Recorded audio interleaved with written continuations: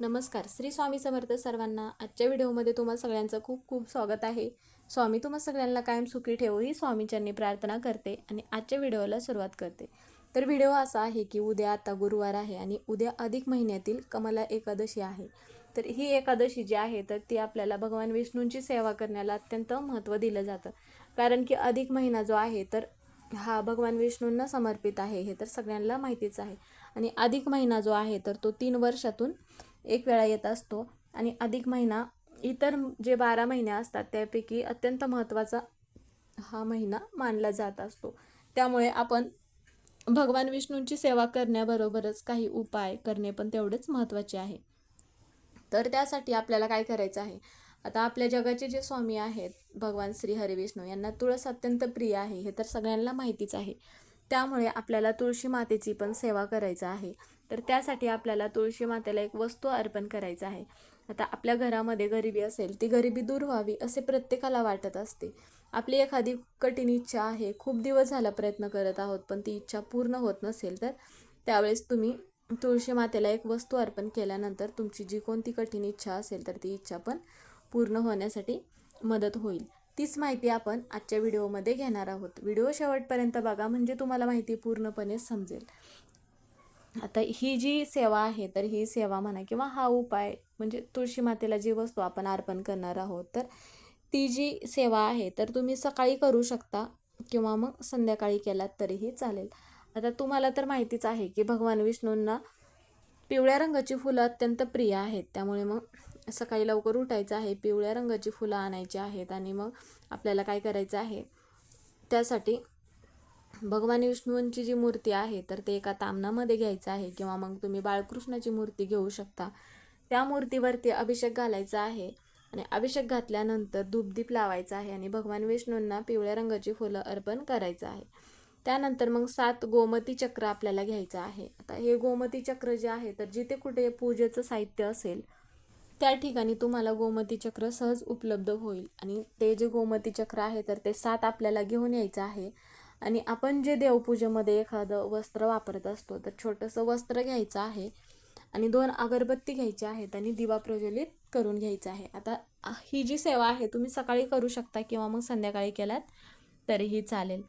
तुळशी मातेला हळदी कुंकू लावायचं आहे, धूपदीप लावायचा आहे आणि तुळशी मातेची पूजा आपल्याला करायचं आहे. आता तुळशी मातेला जल अर्पण करू नका, कारण की एकादशीच्या दिवशी तुळशी मातेला जल अर्पण केले जात नाही. कारण की तुळशी माता जी आहे तर आपल्या भगवान श्री हरिविष्णूंसाठी उपवास करत असते आणि आपण जर तुळशी मातेला जल अर्पण केलं तर तुळशी मातेचं व्रत मोडलं जातं आणि त्याचं पाप आपल्याला लागत असतं. म्हणून मग तुळशी मातेला स्पर्श न करता आपल्याला काय करायचं आहे, ही सेवा करायचं आहे.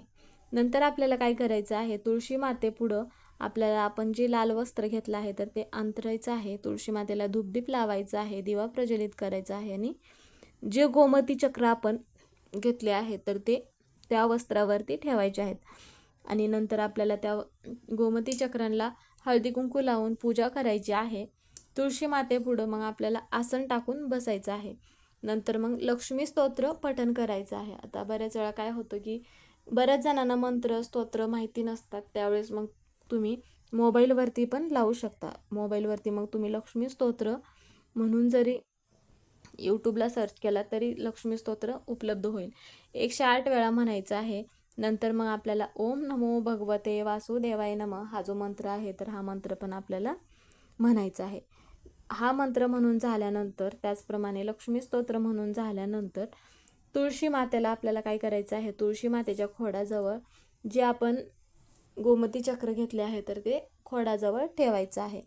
तुळशी मातेला 11 प्रदक्षिणा घालायच्या आहेत आणि आपल्या घरातील ज्या अडचणी आहेत, ज्या समस्या आहेत त्या तुळशी मातेला सांगायचं आहे, प्रार्थना करायचं आहे. आणि नंतर 21 दिवस, आता एकादशी झाल्यानंतर आता बऱ्याच वेळा काय होतं की प्रत्येकाला ही सेवा करणं शक्य होत नाही. त्यामुळं पुढील 21 दिवस ती जी पोटली आहे तर ती पोटली आपल्याला तिथेच ठेवायचं आहे, म्हणजे तुळशी मातेजवळच ठेवायचं आहे. दररोज ज्याप्रमाणे आपण तुळशी मातेला जल अर्पण करत असतो, तुळशी मातेची पूजा करत असतो, तर तसेच आपल्याला पुढील 21 दिवस पण त्या पोटलीची पण पूजा करायचं आहे आणि मग आपल्याला काय करायचं आहे, ही सेवा करायचं आहे. आणि 22व्या दिवशी ती जी पोटली आहे तर तिथून आपल्याला उचलायची आहे आणि एखाद्या वाहत्या पाण्यामध्ये तुम्ही ती पोटली विसर्जित करायचं आहे. आता जर हा उपाय तुम्ही 21 दिवस केलात तर मग तुमच्या घरातील कोणत्याही अडचणी असतील तर त्या अडचणी दूर होतात किंवा तुमच्या घरातील जी गरिबी आहे तर ती गरिबी दूर होते. तुमची एखादी इच्छा आहे तर मग ज्यावेळेस आपण ही सेवा हा उपाय करत असतो त्यावेळेसच तुळशी मातेला प्रार्थना करायचं आहे, सांगायचं आहे घरामध्ये ज्या पण काय अडचणी असतील त्याबद्दल. आणि मगच तुमची 22व्या दिवशी विसर्जन केल्यानंतर जी पण काही इच्छा असेल तर ती इच्छा पूर्ण होत असते. त्याचप्रमाणे आपल्याला अजून एक उपाय करायचा आहे तर तो म्हणजे काय, एकादशीच्या दिवशी आता आपण काही उपाय सेवा केल्या तर त्याचं फळ आपल्याला लगेच मिळत असतं. म्हणून आपल्याला काही सेवा उपाय करणे तेवढेच महत्त्वाचे मानले जाते. तर बऱ्याच वेळा काय होतं की भगवान विष्णूंची मूर्ती जी आहे तर ती प्रत्येकांकडे उपलब्ध असेलच असे नाही. जरी भगवान विष्णूंची म्हणा मूर्ती उपलब्ध नसेल तुमच्याकडे तर त्यावेळेस तुम्ही मग बाळकृष्णाची मूर्ती घेऊ शकता किंवा मग भगवान विष्णूंचा फोटो असेल तर ते फोटो घेऊ शकता. आणि आपल्याला काय करायचं आहे, भगवान विष्णूंना तुळशीपत्र अर्पण करायचं आहे. आता तुळशीपत्र आपण एकादशीच्या दिवशी तरी तोडू शकत नाही, त्यामुळे आदल्या दिवशी तुम्ही तोडून ठेवू शकता किंवा मग एखाद्या खाली पडलेलं जर पान असेल तुळशी मातेचं तर ते पानं खाली पडलेलं पण तुम्ही घेऊ शकता. कारण की तुळशीपत्र जे आहे तर ते पुढील 25 दिवस शिळे होत नसते. म्हणून मग आपण खाली पडलेलं असेल तर ते घेऊन काही सेवा केल्या तरीही चालेल. तुळशी मातेला स्पर्शही केला जात नाही एकादशीच्या दिवशी, हे तर सगळ्यांना माहितीच आहे. किंवा मग जलपण अर्पण केले जात नाही. आपल्या घरातील दारिद्र्य निघून जावे, आपल्या घरामध्ये पैसा टिकून राहावा असं प्रत्येकाला वाटत असते. आपली एखादी इच्छा आहे ती पूर्ण व्हावी म्हणून एकादशीच्या दिवशी कोणतेही उपाय करणे महत्त्वाचे मानले जाते. कारण की त्याचं फळ जे आहे तर ते आपल्याला मिळत असतं. म्हणून आपल्याला काय करायचं आहे, 2 तुळशीपत्र आपल्याला घ्यायचे आहेत आणि नंतर काय करायचं आहे, देवघरापुढे आपल्याला आसन घेऊन बसायचं आहे. देवघरामध्ये दिवा लावायचा आहे आणि 2 आपण जे तुळशीपत्र घेतले आहे तर आपल्या उजव्या हातामध्ये घ्यायचे आहेत आणि आपली जी पण काही इच्छा असेल तर ती इच्छा आपल्याला भगवान विष्णूंना सांगायचं आहे आणि विष्णू सहस्त्रनाम म्हणायचं आहे. आणि ते जे पानं आहेत तर ते पानं आपल्याला काय करायचं आहे, भगवान विष्णूंना अर्पण करायचं आहे. आता बऱ्याच वेळा काय होतं की प्रत्येकाकडे भगवान विष्णू म्हणा किंवा बाळकृष्णाची जरी मूर्ती नसेल तर त्यावेळेस तुम्ही विठ्ठलाची मूर्ती असेल तर त्या विठ्ठलाच्या मूर्तीला पण हे तुळशीपत्र अर्पण करू शकता. तर असा जो हा उपाय आहे तर हा उपाय केल्यामुळे आपली कोणतीही इच्छा असेल तर ती इच्छा मग नक्की पूर्ण होते. आणि हा उपाय करत असताना मनामध्ये आपल्या श्रद्धा असली तरच मग दुसऱ्या दिवशी जी आहे तर ती कोणतीही इच्छा असेल तर ती पूर्ण होत असते. आता हे जे पान आहे तर या पानाचं मग आपल्याला काय करायचं आहे, तर दुसऱ्या दिवशी ते पान तिथून आपल्याला उचलायचं आहे आणि जिथे आपण आपल्या घरामध्ये पैसे ठेवतो किंवा मग तुमचा एखादा व्यवसाय आहे, व्यवसायामध्ये प्रगती होत नसेल तर तिथे पण तुम्ही हे तुळशीपत्र ठेवायला देऊ शकता. किंवा घरामध्ये सतत वादविवाद होत असतील तर त्यावेळेस पण तुम्ही मग हे तुळशीपत्र घरामध्ये ठेवू शकता.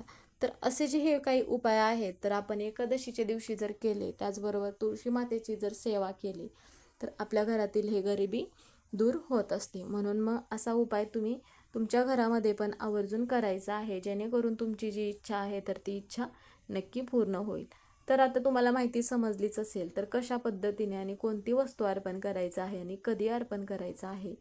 तर व्हिडिओ इथेच संपला. व्हिडिओ आवडला असेल तर व्हिडिओला लाईक करा, चॅनलवर नवीन असाल तर चॅनलला सबस्क्राईब करा. कमेंटमध्ये श्री स्वामी समर्थ किंवा मग ओम नमो भगवते वासुदेवाय नमः हे लिहायला विसरू नका. व्हिडिओला हाईप करायला विसरू नका. व्हिडिओ पूर्ण बघितल्याबद्दल धन्यवाद.